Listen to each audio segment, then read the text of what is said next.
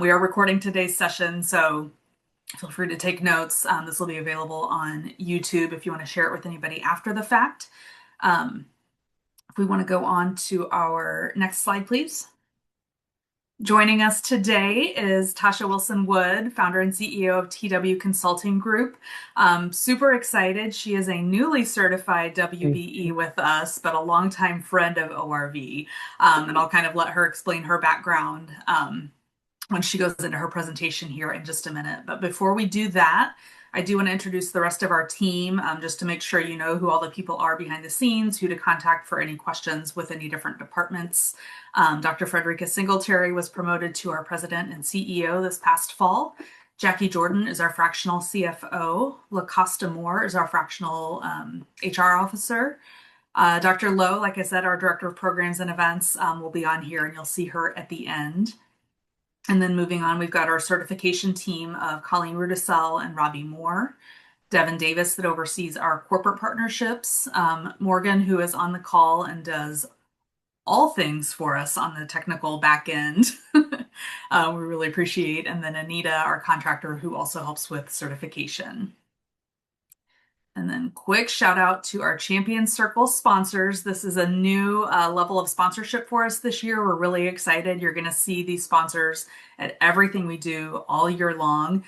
So if you don't see your company's name on there and want some more information, reach out to one of us. We're certainly happy to chat about that, but really grateful to these sponsors for kind of fueling all of our events for the year. So without further ado, I think I'm going to toss it over to Tasha and let her get rolling. But like I said, feel free to drop your info in the chat, say hi. These are good kind of casual conversations. I also forgot to show you my new fun mug, but I've got my coffee here. My bright yellow egg mug that I got her on Christmas, and it makes me so happy. So hopefully you've got your coffee, your hot tea, your beverage of choice, your sparkling water, but really excited for Tasha's insights today. So with that, I will toss it to you. Thank you, Courtney, and good morning to everyone on the call. I'm so happy that you're here today. Just a little brief background on me, and some of you already know who I am, so I'm happy to see you again as well. So, I've spent nearly the past 2 decades in corporate America, particularly in procurement and supply chain organizations. I did that across financial services, automotive, manufacturing, and the utility space. And so, um, end of 2025, experienced a layoff due to corporate restructuring of the organization. My career, my last 7 years in my career have been devoted solely to supplier diversity and economic inclusion. And what occurred to me was that even though I didn't have the corporate role any longer, I didn't want to stop the advocacy and the dedication that I had to economic inclusion and ensuring that small and diverse businesses get a seat at the table. So, what I did was I launched TW Consulting Group in October, and happy to say we became certified this month. Well, I'm sorry, in January. We're now in February. The month has gone by so fast. And so we are now We Bank certified. And we are a purpose-driven advisory firm dedicated to ensuring that small and diverse businesses are positioned for corporate opportunities. And so that's what we're going to talk about today. The topic is corporate readiness. So, with that, I will go ahead and get started with the presentation. If we could move to the next slide. Thank you very much. Today we're going to talk about something that can absolutely transform your business. How to turn those quick coffee chats and networking moments into real revenue generating contracts with corporate buyers. I know many of you have been to trade shows, matchmaking events, supplier diversity conferences, and you've had those moments where you're standing at a booth thinking, what do I even say? Or you walk away wondering, did that conversation actually go anywhere? So here's the thing. Getting from that initial conversation to a signed contract isn't about luck. It's about three things: knowledge, intentionality, and preparation. You need to understand the market, be strategic about who you approach, and show up ready with the right materials and message. We're going to break down exactly how to do this. And I promise you, when you apply what we covered today, you're going to show up differently in 2026. Next slide, please.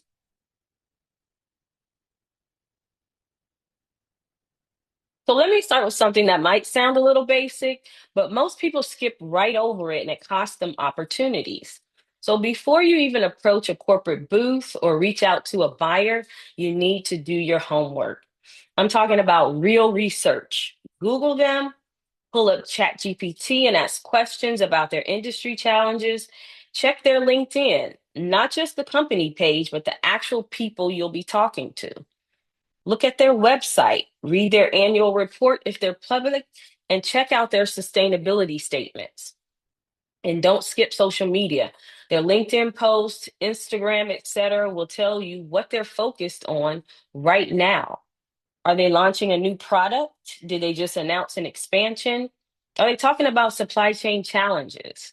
When you walk up to that booth or send that email armed with this intelligence, you're not just another vendor. You're a professional who did their homework. You're showing respect for their time and proving you understand their business. That's how you open doors. Next slide, please. Now, not every company is a good fit for you, and not every conversation deserves the same level of follow up. You need a qualification framework, a way to quickly assess whether this is worth pursuing. So first, do they actually buy what you sell? I mean, this sounds obvious, but you'd be surprised. Look at their supplier list if they're public. Check their procurement history. If they've never purchased your type of goods or services, you might be starting from scratch, which isn't impossible, but know what you're getting into. And then, second, what specific problem can you solve for them? This is where that research pays off. Maybe you saw on LinkedIn that they're struggling with delivery times. Maybe their annual report mentions sustainability goals. Connect your solution to their actual pain point. And then third, is the timing right? Sometimes you'll find an open RFP and you can jump right in immediately. Other times you're planting seeds for a relationship that might take a year or two to bloom. Both are valuable. Just know which situation you're in so you can manage your expectations and your follow-up strategy appropriately. Next slide, please. So here's where I need to get real with you for a minute. When you approach corporate buyers, I want you to lead with your value, not just your certification status. Yes, if you're a diverse supplier, that matters. It opens doors. But your worth lies in your talent, your innovation, your capability to solve problems. That's what wins contracts. So when you start that conversation, let's not lead with, "Hi, we're a woman-owned business." Lead with, "We provide X solution that helps companies like yours achieve Y result." Be crystal clear about what you do and how you can make their life easier. Your diversity certification is the cherry on top of an already exceptional offering. You are an extraordinary business owner with a proven track record. Lead with that confidence. Show them why you're the right partner, and then let them discover that you can also help them meet their supplier diversity goals.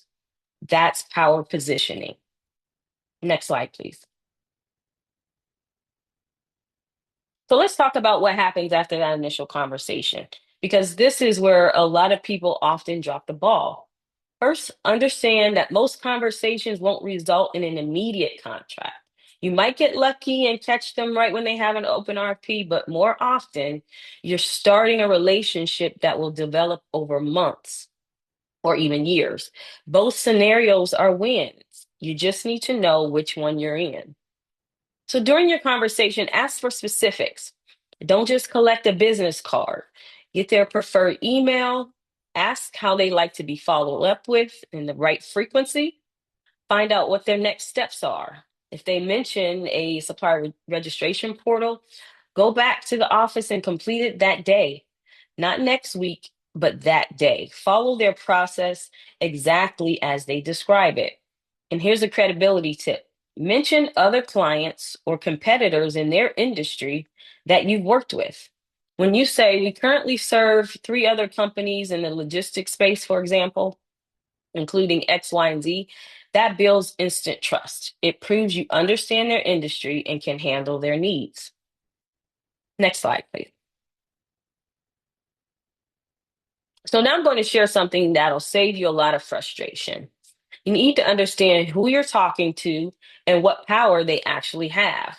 There are four types of people you'll encounter: business unit leaders, category buyers, supplier diversity representatives, and sometimes those associates within the company that are the gatekeepers. But just know that the business unit leaders are the gold.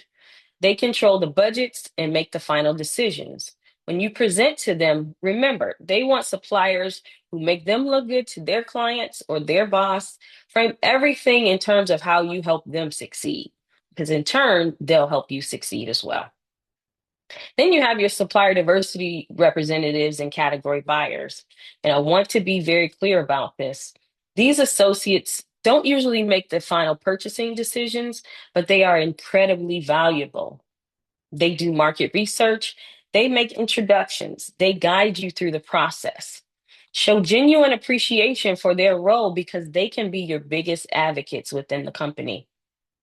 The key is to speak everyone's language, whether it's the diversity representative or the VP of operations. Frame your solution in terms of solving their business problems and making them look good internally. That's how you build champions. All right, so let's talk about when you have a realistic shot at winning business. There's a formula, and when these three elements align, that's when you should go all in. Element one is a current need. They have a problem, and you have a solution that addresses it right now, not someday, not theoretically, but today. And then element two is the open process. They're actively looking for new suppliers, and there's a fair RFP process where you can actually compete. And then element three is the right timing. They're early enough in their sourcing that they can add qualified suppliers. They haven't already locked in vendors for the next 3-year or 5-year contract. So when all of these converge, a current need, an open process, and the right timing, that's your green light. That's perfect alignment. That's when you put in the extra hours on that proposal. Now, not every opportunity will check all these three boxes, and that's okay. But focus your energy where all of these three align. That's where you see the best return on your effort.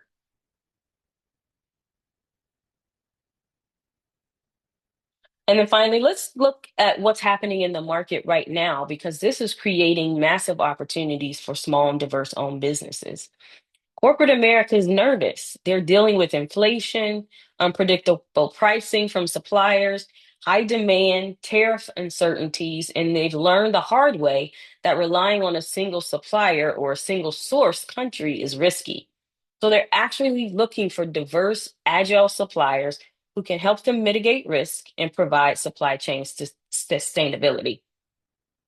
This isn't a nice to have anymore. This is a business imperative. This is your moment. Companies are more open now than ever to add secondary sources, domestic suppliers, and smaller partners who can move quickly. Next slide, please.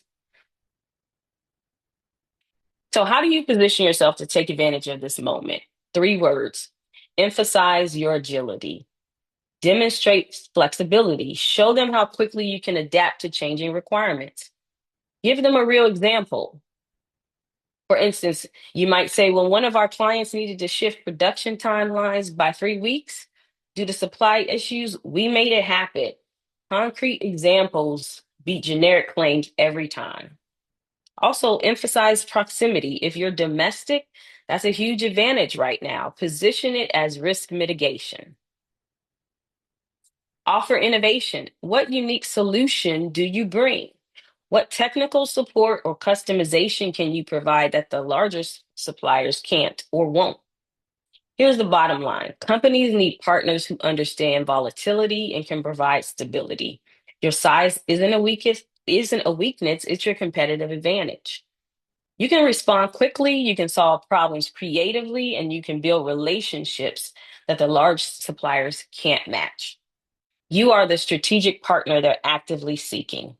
You just need to show them you understand their world and can deliver what they need. So I know that's a lot of information. With corporate buyers, RFPs, supply chain resilience, there's a lot to think about. But here's what I want you to take away today. You have everything you need to win these contracts. You have the talent, the capability, and the agility that corporate America is desperately looking for right now. What you need is the strategy, the knowledge of how to research, how to qualify opportunities, how to position your value, and how to navigate the decision making landscapes. Now you have that. So I want you to go out there and show up differently in 2026. Do the research, lead with your value, build real relationships, focus on the opportunities where all three elements align, and position your agility as the competitive advantage it is. Thank you so much for your time today. I'm happy to answer any questions and look forward to the open discussion. Amazing. And love hearing from you, Tasha, since you sat in the seat where you were making these decisions and now you're navigating along with all of the weebies in the same space. So I think you're the perfect person to speak to this today. Um, Before we kind of move on to open discussion, any questions about anything that Tasha covered in the presentation part? And feel free to either come off mute if you're able or pop stuff in the chat and I'll read it out for you. I actually have a question that I would love to ask. Please. Sure. So, I'm an interior designer, and often we're working with smaller homeowners, but we also get the experience of working with really large corporate companies. And I found it a bit difficult to almost get in those conversations with the person making the decision. Often we have Mhm. people we sign the contract with, they're managing the account, but they're not the final decision maker. And so uh, I guess my question is, what's a delicate way to say, I need to speak to the person making the decision? Because I often Mhm. find that's our kind of disruption, or at least the lag that we experience. Well, I would say, well, have you asked the question? I mean, because I always say, first and foremost, ask the question and frame it in a way that, again, you're helping them with a solution. Hmm. So always, number one, show appreciation for them, making the connection. But if you start to get a runaround, it's kind of like, okay, I appreciate your assistance, but I have a solution that I think that your business leader would love to hear face to face. How would you be able to get me in a virtual meeting to share my solution?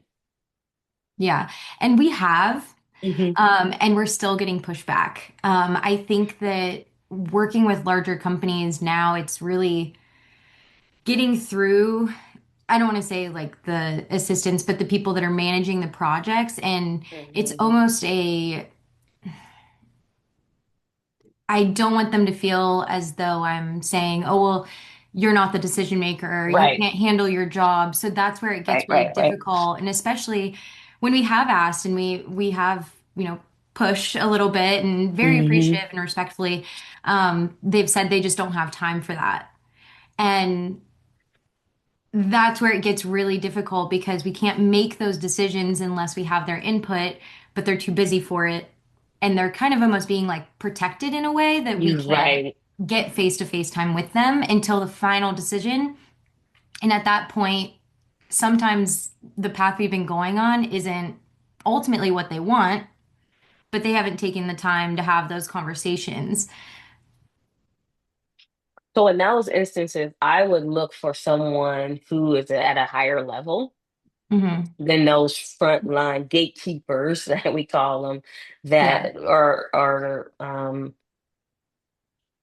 not allowing you to get any further. So Okay. I would look up, who is the lead of the department that you're trying to get to. Reach out to them Mhm. on LinkedIn or, Okay. identify an email address. Um, because or maybe somebody on their direct team that would be more willing to get you in front of their boss, right? If Mhm. you come with a solution that their department could use. Okay. Yeah, that's really helpful. A problem that we've experienced, and I think also being young in the field doesn't help. Um, Hmm. so I appreciate that. Thank you for your recommendation. Also, I would also look to see if you have any connections Hmm. that could connect you. Maybe they are, again, I always use LinkedIn to kind of stalk people, but I don't promote stalking, but just looking up to do your research. Perhaps you have a connection that's connected to the business leader in that organization, and you can ask them for an introduction as well. Okay. Thank you. I appreciate Yeah, I that. think it's time for us to get creative because it can be challenging when there's someone kind of standing in the way of a potential opportunity. So then we have to find ways to get around that. And Okay. Thank I'll you. offer one more creative solution. If it's a local person, find out what events they're attending. Just start showing up at things that make sense. I mean, Hmm. um, not where you're completely out of place, but and not even having that conversation in that room, but just meeting them in person more organically and then being able to go back and open doors Hmm. later, I think helps too. Amazing. Thank you. I Yeah. appreciate that. I'll definitely try that. Great conversation. Other questions for Tasha?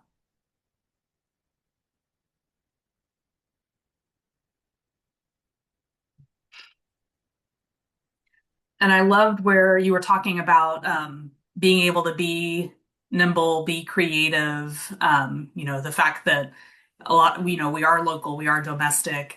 Hmm. Everything on that slide, I'm going to put her on the spot here, and I don't know if she can come off mute or not, but I've been with ORV for a little over a year, and one of the first stories I heard as that concrete example has stuck with me.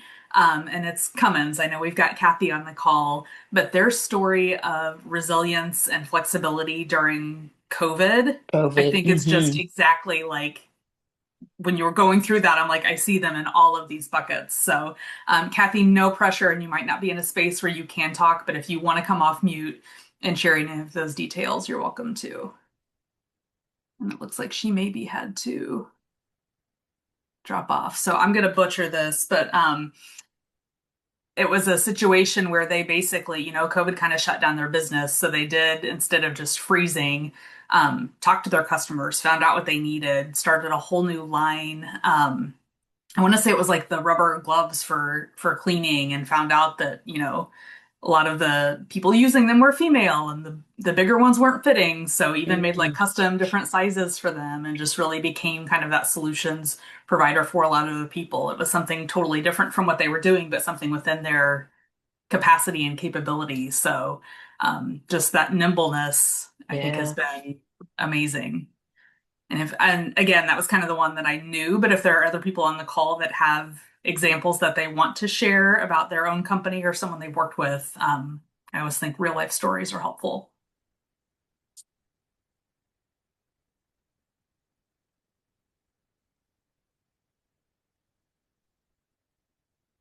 Any other questions or any even open discussion kind of experiences you all have had with, trying to get in with corporate buyers or, anything you'd like to share?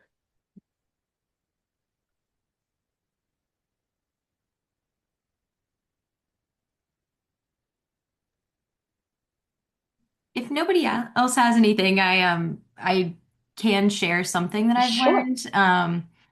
A good business lesson in the past 2 to 3 years that definitely was hard at the time, but I think a lot of businesses overlook it. So the scenario was a architect brought me into a project and the developer was working through all the plans, everything was going smooth.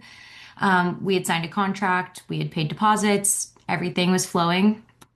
And then they ran into some situations where they had to delay the project due to the jurisdiction, and they were going through a lot of agreements with the city that it was being developed in and some of the underground supplies because they were having to develop a lot of the infrastructure for the city to do this project. And due to those discussions not going smooth, our project and our aspect of it was delayed. So we signed that contract back in 2023, maybe. And it's still yet to come to fruition. So, one thing that I've added to my contract that might be helpful, I'm not sure how it applies across industries, but something we've added is a walk away or a pause clause, just in case a supplier runs into a situation where they've already signed an agreement. They maybe in an instance of selling a product, it would be that they put an order through for a lot, but then they had to delay it.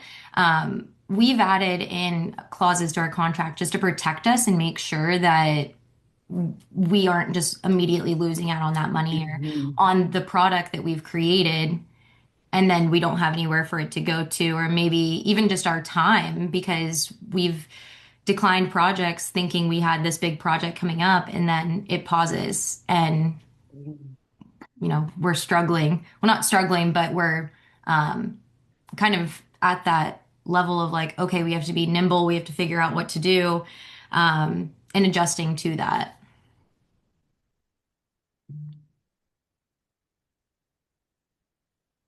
Yeah, that's great insight. Thank you for sharing. Mhm. Happy to. It was definitely a lesson learned, but Lesson learned, right?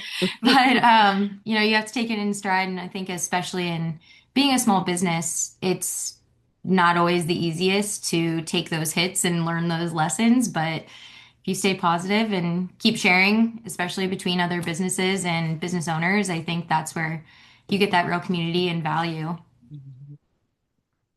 That is literally why these coffee breaks were created. Yeah. We have a topic and we have a speaker, but it is also that safe space just to hear, like, especially for some of our like smaller teams and solopreneurs, like you are not alone, you are not the only person Mhm. experiencing this, and somebody Mhm. might need the solution that you just offered, but it hadn't crossed their mind yet because they're so busy putting out, all their other fires. So thank you for Yeah, sharing that. of course. Happy to.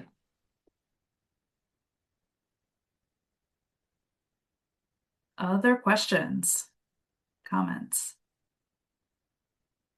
And feel free to keep putting them in the chat too. But this is actually a great segue. So the topic today is, that corporate readiness. And one of the things is just getting in front of some of those decision makers.